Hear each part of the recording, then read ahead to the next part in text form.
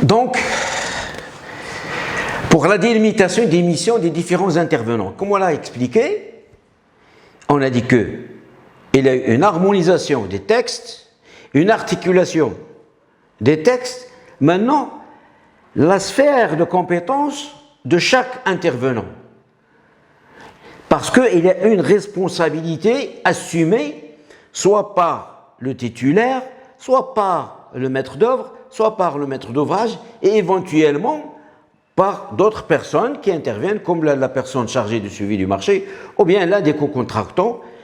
Donc, le CCAG, il a bien clarifié les choses, il a bien délimité la sphère de compétence de chacun.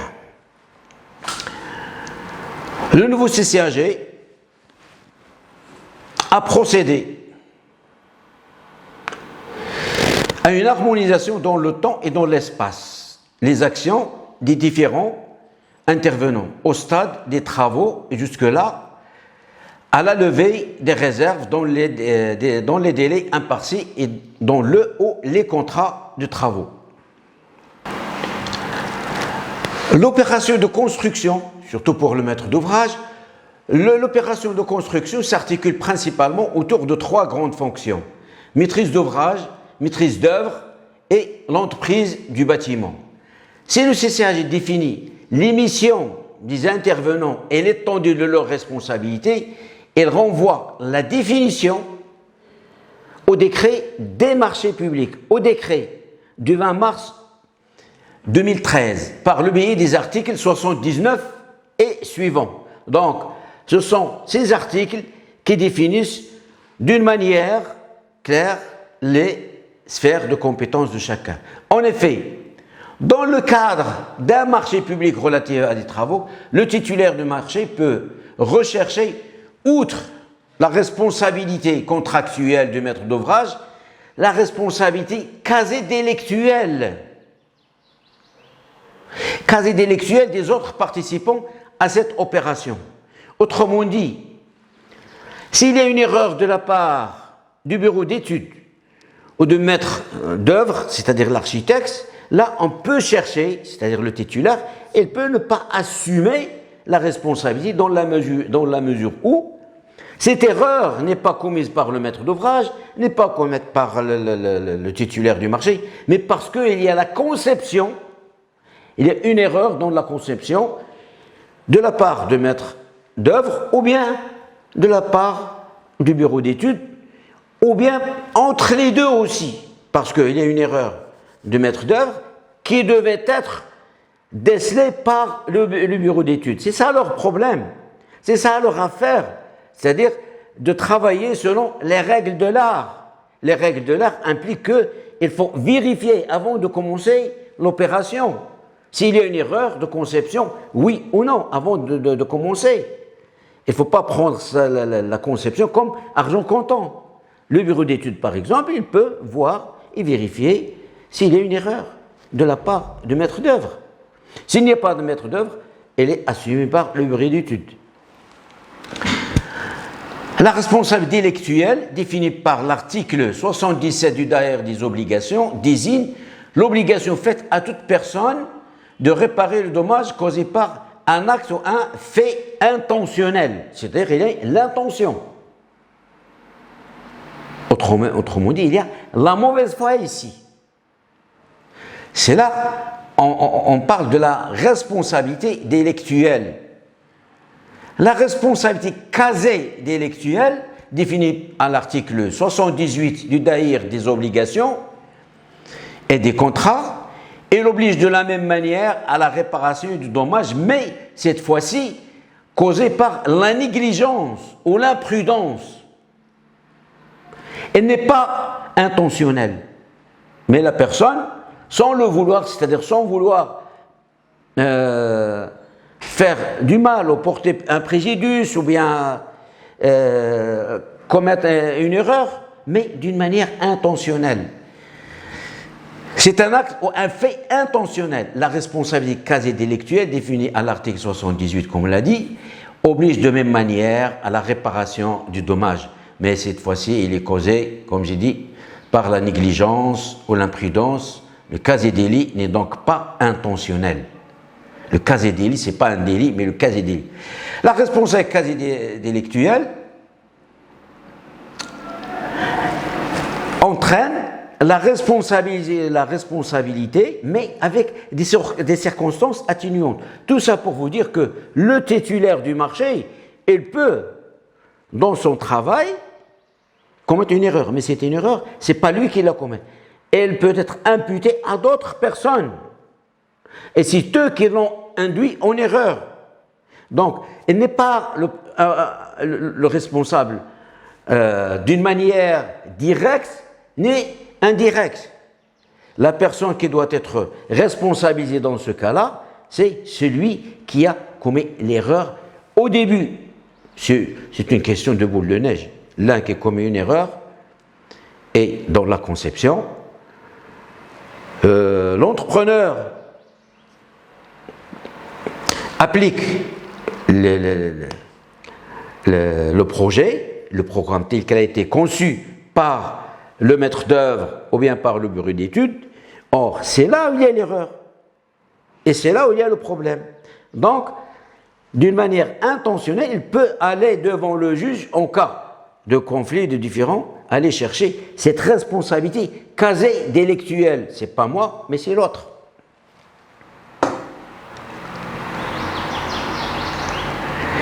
La maîtrise d'ouvrage. Le maître d'ouvrage, autorité qui est au nom de l'un des organismes publics. Quand on parle de maître d'ouvrage, je répète, c'est soit l'État, soit la collectivité territoriale, soit l'établissement public. C'est ça le maître d'ouvrage. Et sur la pancarte, on dit maître d'ouvrage, État, ou bien collectivité territoriale, ou bien l'établissement public. Et ce n'est pas l'autorité compétente. L'autorité compétente, c'est autre chose. Le maître d'ouvrage est donc la personne morale pour le compte de laquelle sont effectués les travaux. C'est la définition de CCAG. Son rôle est de définir le programme de construction en fixant ses exigences en matière de prix, de délai, de qualité. Pourquoi? Parce que c'est lui, selon l'article 5 du décret des marchés publics, c'est lui qui définit les besoins. Et ces besoins sont définis dans un programme, surtout pour les constructions. C'est là où il définit les normes qu'il veut, c'est là où il définit les prix s'il y a un bordereau des prix, c'est là où il définit la qualité, le délai, et ainsi de suite. Elle veille au bon déroulement de l'opération de construction et devra procéder à la réception de celle-ci une fois terminée. Donc, elle est responsable en amont et en aval.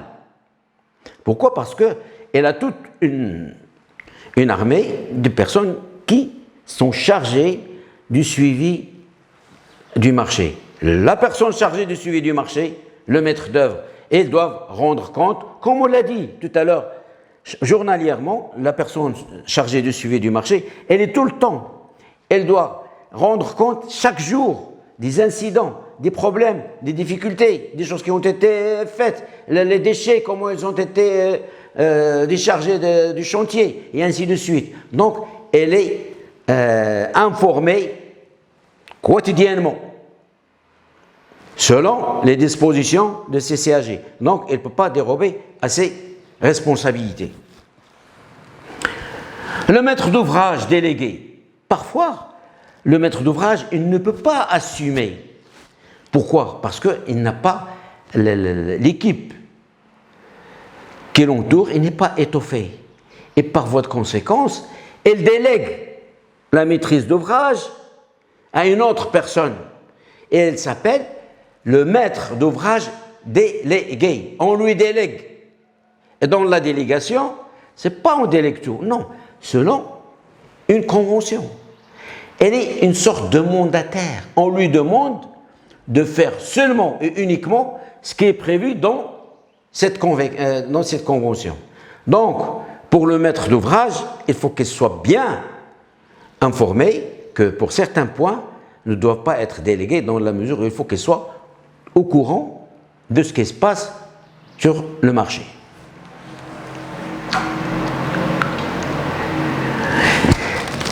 Maître d'ouvrage délégué, administration publique, établissement public, société d'État ou filiale publique auxquelles sont confiées certaines missions du maître d'ouvrage dans les conditions prévues à l'article 161 du Code des marchés.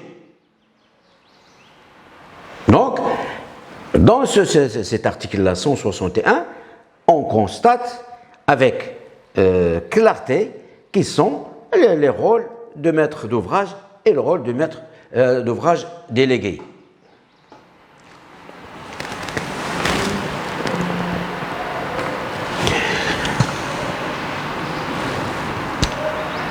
Le maître d'œuvre ou la maîtrise d'œuvre, personne physique ou morale. Physique, c'est-à-dire un architecte tel qu'il est, mais morale, ça peut être un cabinet d'architectes. Désigné par le maître d'ouvrage pour assurer la conception, le suivi de l'exécution des travaux et le cas échéant, leur contrôle. Tout dépend des relations entre le maître d'ouvrage et le maître d'œuvre. Parfois, il ne fait que la conception. Il est payé pour ça, et vous connaissez les règles prévues par le contrat d'architecte. Ce n'est plus le contrat de 1947, mais plutôt le nouveau contrat annexé au décret de 2013.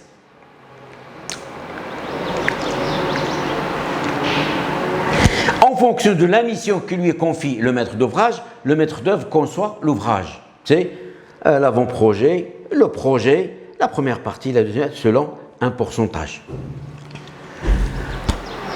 Il dirige et contrôle l'exécution des travaux, c'est il est chargé par ça. Elle est chargée des fonctions architecturales, techniques et économiques. Il peut également assister le maître d'ouvrage lors de la réception des travaux. Et même pour la conception du marché, parfois, l'architecte aide le maître d'ouvrage pour concevoir et établir le CPS. Les maîtres d'œuvre peuvent être des architectes, des ingénieurs conseils, des bureaux d'études et techniques et tous autres techniciens. Sauf que pour les bâtiments, la réglementation au Maroc exige, il faut qu'il y ait un architecte. Absolument un architecte. Pour le suivi et le contrôle, il n'y a pas de problème. Pour la conception, il y a un architecte. Un ingénieur de béton armé ne peut pas concevoir, c'est l'architecte, c'est ça son rôle. Donc chacun assume une partie de l'opération. Pour la conception, la réglementation au Maroc et le droit de l'urbanisme exige que, quand il s'agit de construction du bâtiment, il faut faire appel à un architecte, clair, net et précis. Le titulaire du marché. Là, on parle toujours des personnes qui interviennent. Le titulaire des marchés, on a parlé, on a dit pourquoi il est titulaire. Le conquérant au début, attributaire une fois la commission l'a choisi, titulaire une fois le marché approuvé et notifié. Donc, c'est le dernier stade, à partir de ce moment-là, elle est liée définitivement parce que le marché devient exécutoire et opposable au tiers. Il ne veut pas dire non, je ne peux pas exécuter. On a évoqué pour l'ordre de service et on lui présente l'ordre de service, il dit non, il se retire. Ça, il peut entraîner des conséquences. Le minimum, c'est la saisie de la caution provisoire. Le minimum. Et par la suite, s'il y a des problèmes, on a dit que s'il est exécuté, on peut l'exécuter par voie de régie. Soit on fait appel à notre entrepreneur. Il y a ses risques et périls. Rappelez-vous de ça, si le contrat est résilié à ce moment-là, l'exécution qui va être effectuée par la suite, le surplus de l'enveloppe budgétaire qui était consacrée pour l'exécution de ce marché, le surplus, c'est l'entrepreneur et le titulaire du marché, le premier titulaire du marché, qui doit assumer les conséquences et les frais qui viennent greffer l'exécution du marché par une autre personne. Donc, il ne faut pas croire que, ça y est, vous ne pouvez pas l'exécuter. Non, il faut mettre ça. Si le juge intervient, il va vous imposer ses frais. La différence, c'est la personne chargée de construire l'ouvrage. Ça peut être une entreprise générale, une entreprise titulaire d'un seul lot, ou bien plusieurs. S'il y a un marché à loti, il y a plusieurs personnes qui interviennent, mais chacun dans son lot. S'il y a un groupement, bon, bien sûr, c'est le groupement entier qui est responsable. Abstraction fait qu'il soit conjoint ou solidaire. La différence tient aux relations contractuelles qu'ils ont avec le maître d'ouvrage ou avec les autres intervenants. L'entreprise générale, titulaire d'un marché unique, passé avec le maître d'ouvrage, est engagée pour la totalité des travaux.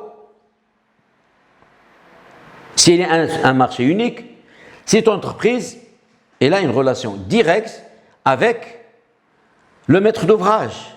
Mais si c'est un marché à loti, c'est différent.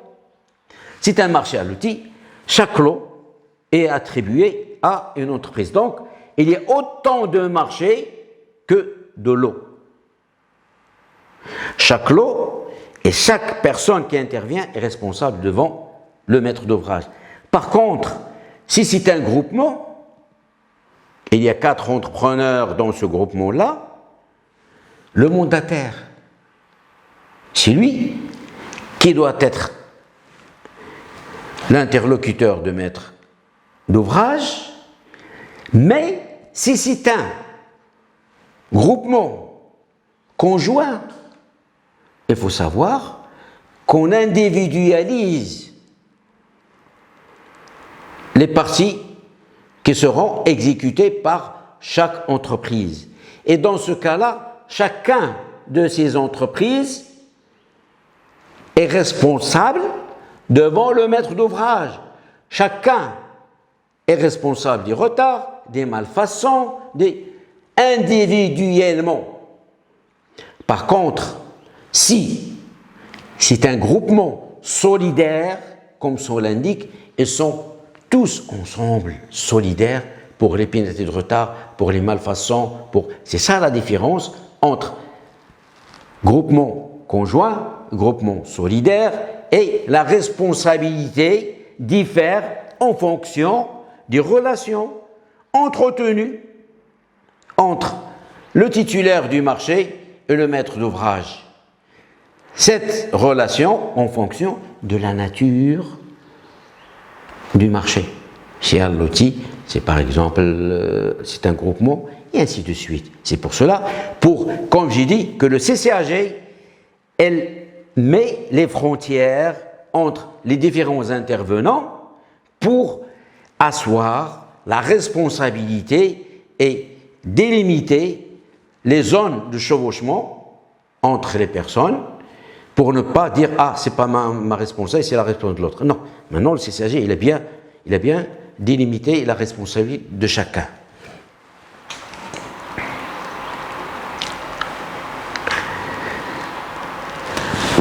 L'entreprise sous-traitante n'est pas liée contractuellement au maître d'ouvrage. Elle est liée à l'entreprise qui lui sous-traite les travaux. Et on a dit ça. Il n'y a aucun lien juridique entre le maître d'ouvrage et le sous-traitant. S'il y a un retard qui incombe à l'entreprise qui sous-traite, en réalité pour le maître d'ouvrage, c'est le titulaire qui est responsable. Il ne peut pas avoir un ordre de service à envoyer à cette entreprise sous-traitante pour la mise en demeure. Non, il envoie l'ordre de service au titulaire du marché, quitte à celui-ci de régler son affaire avec le sous-traitant. S'il y a des malfaçons, c'est le titulaire du marché qui est responsable. Et non pas l'entreprise qui se traite. Les malfaçons et leur réparation restent par la suite entre le titulaire du marché et le sous-traitant. Mais juridiquement parlant, le maître d'ouvrage, il demande au titulaire de réparer immédiatement. par un ordre de service les malfaçons qui ont été constatées immédiatement. Et c'est quitte à lui de trouver la solution pour réparer. Par la suite, s'il y a recours devant le juge ou non, ça c'est son problème, parce que le contrat entre les deux est un contrat entre le sous-traitant et le titulaire du marché, un contrat de droit privé, et les régler devant le juge judiciaire de première instance et non pas devant le juge administratif.